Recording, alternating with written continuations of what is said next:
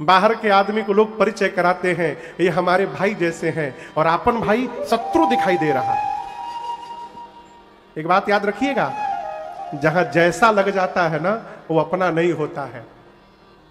हम लोग कथाएं गाते रहते, घूमते रहते हैं, किसी किसी के घर में जाते हैं, लोग कहते हैं महाराज इसको अपना ही घर मानिएगा। हम कुछ सुनते बोलते नहीं, हम सुनते बड़ा आनंद आता। जी जी, कब तक? 9 दिन तक। 10वें दिन मत मानिएगा, 9 दिन तक अपना घर मानिएगा। हाँ, जो अपना घर होता है उसको मानना नहीं पड़ता है, और जिसको मानना पड़ता है वो अपना घर नहीं होता है। इसलिए यदि हम देखिए, जिस मनुष्य के सारे संबंध मधुर भाव से उसके साथ लगे हुए हैं, उस मनुष्य से अधिक धनवान संसार में दूसरा कोई नहीं हो सकता। आप खरबपति क्यों ना होइए, यदि आपके अपने भाई से नहीं बन रही है, सगे संबंधियों से शत्रुता हो गई है, आपसे अधिक कंगला संसार में दूसरा कोई नहीं है। जिसके संबंध व्यवस्थित है, यही तो राम कथा है। वो राम जी ने संबंध के लिए संपत्ति का त्याग कर दिया। उसी आपको बताऊं, जब भगवान वापस अयोध्या लौटे हैं, लंका पर विजय प्राप्त करके पुष्पक विमान से, तो राम जी पुष्पक विमान से अयोध्या में उतरे।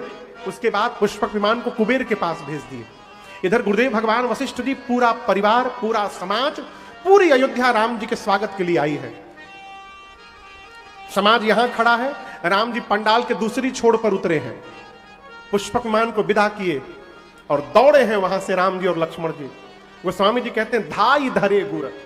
धाई मने, हाँ, धाई मने पागलों की भांति दौड़ने के लिए शब्द है धाई। राम लक्ष्मण जी दौड़ करके आकर गुरुदेव भगवान के चरणों में लिपट गए। धाई धरे गुर चरण सरोरुह। गुरु जी ने उठाकर दोनों भैया को गले लगाया है, आशीर्वाद दिया, कुशलता पूछी राम जी से, राम सब कुशल है ना? राम जी बोले गुरुदेव आपके श्री चरण का दर्शन प्राप्त हो गया, अब सब कुशल हो गया जीवन में। राम जी गुरु जी से मिलकर आए, फिर ब्राह्मणों को प्रणाम किए। यहां दर्शन करिए, जब तक राम जी गुरु जी को प्रणाम किए, ब्राह्मणों को, संतों को प्रणाम किए, भरत जी अपने जगह पर खड़े थे, भरत जी दौड़कर नहीं गए। जब सभी ब्राह्मणों को प्रणाम कर लिया राम जी ने, अब भरत भैया ने दौड़कर राम जी को दंडवत किया है। भरत जी जाकर चरणों में लुटा आ गए राम जी के। आज भी भरत भैया उठ नहीं रहे थे। राम जी ने बरबस उठाया भरत भैया को और उठा करके गले लगाया, और गले लगकर दोनों भैया बहुत रोए। आपसे मैं पूछ रहा हूं, यदि उस समय आप वहां रहते और जिस समय राम जी ने भरत जी को गले लगाया, इस दृश्य को देखकर आप आनंद में आते कि उदास हो जाते? बोलिए, आप प्रसन्न हो जाते कि उदास हो जाते? बोलिए, उदास हो जाते? हाँ, प्रसन्न हो जाते ना? पूरी अयोध्या प्रसन्न हो गई जब राम जी ने भरत जी को गले लगाया। लेकिन उस भीड़ में केवल 2 लोग थे जो उदास थे। कौन कौन पता है? एक विभीषण जी महाराज और दूसरे सुग्रीव जी महाराज। ये दोनों उदास खड़े थे। किसी ने पूछा कि सब लोग नाच रहे हैं, आप लोग दोनों क्यों उदास खड़े हैं? बोले आज जो समझ में आया है ना, कभी आया नहीं था।